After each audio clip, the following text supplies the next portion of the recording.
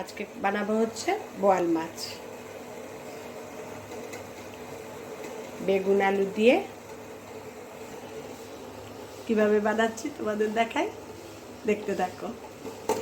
বোয়াল মাছ ভীষণ ফাটে, ঢেকে ঢেকে ভাজতে হবে। তেল গরম করে নিয়ে গ্যাস জ্বালিয়ে দিয়েছি।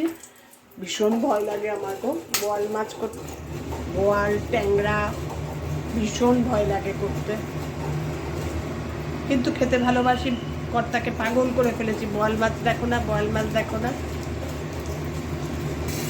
তেল গরম করে মাছ দিয়ে দিয়েছি, দিয়েই ঢেকে দিয়েছি ভয়ের ঠেলায়। এখন তো ফাটবে, মাছগুলো ভেজে নিই, তোমাদের দেখাচ্ছি।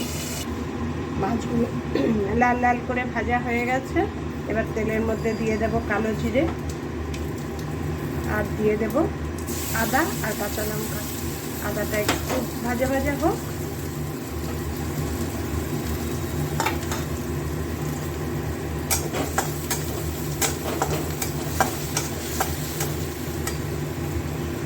গ্যাসটা সিম করে দিয়েছি, গ্যাসটা হাইতে ছিল তো অনেকখানি হয়ে গেছিল, মাছটা একদম ফুলে ফুলে মতন গেছিল।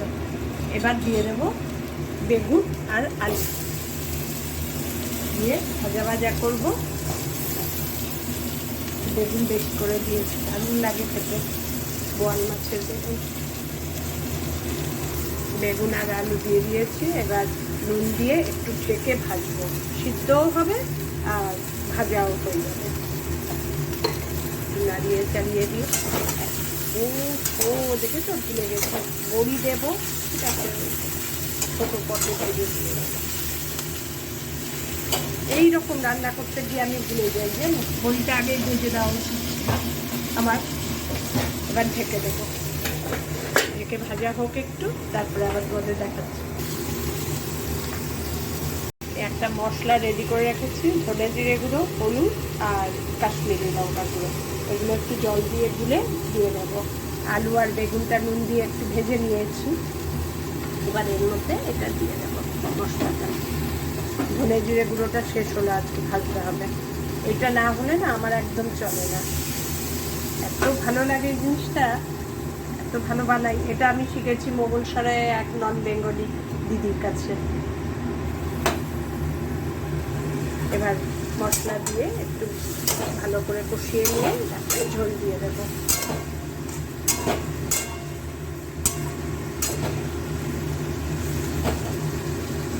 তো এটাও এবারও ঢেকে কষাবো, তাহলে কি সিদ্ধও হবে আর ভালোভাবে কষবে। এবার তড়কা পাটে বড়িগুলো ভেজে রেডি রাখি, ঝোল হয়েছে। এবার তড়কা পাট ধরে ঢেলে দেবো। এত ভুলে যাই না, কি বলবে বলো, মনে থাকলে কি আর না করে একটা কাল ফালতু করে আবার করা।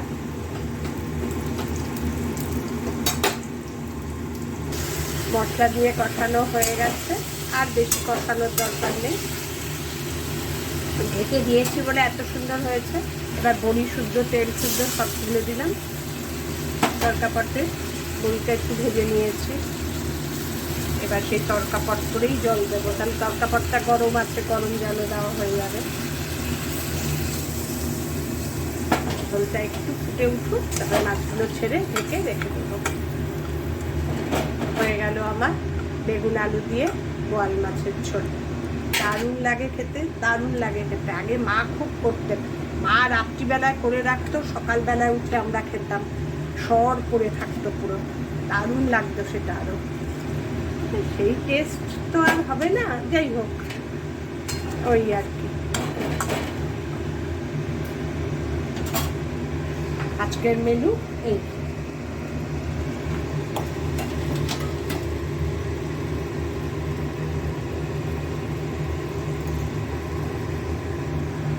ঝোলটা ফুটে উঠেছে, এবার মাছগুলোও দিয়ে দিই। মোটামুটি ফুটে উঠলেই হয়, অত টকবক করে ফোটারও দরকার নেই।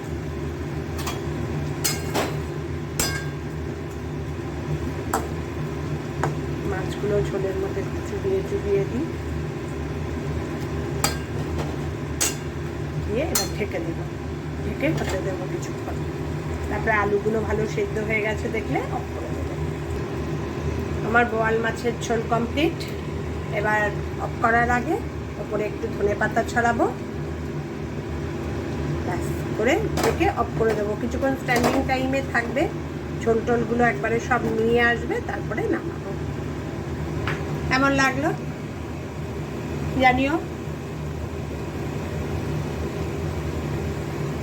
আবার খাবো যখন তোমাদের ফিডব্যাক দেবো। দারুণ লাগে খেতে, এটা তো খাওয়ার জিনিস। মোটামুটি এটা অনেকের বাড়িতেই হয়, বেগুন আলু দিয়ে পাতলা করে বোয়াল মাছের ঝোল, সর্ষে বাটা দিয়েও অনেকে করে, এটা হালকার মধ্যে। কারণ বোয়াল মাছটা নিজেই ইন্ডিভিজুয়াল একটু রিচ, বোয়াল আর এগুলো একটু রিচ, এগুলোর সঙ্গে বেশি রিচ করতে গেলে আবার প্রবলেম হতে পারে। টাটা।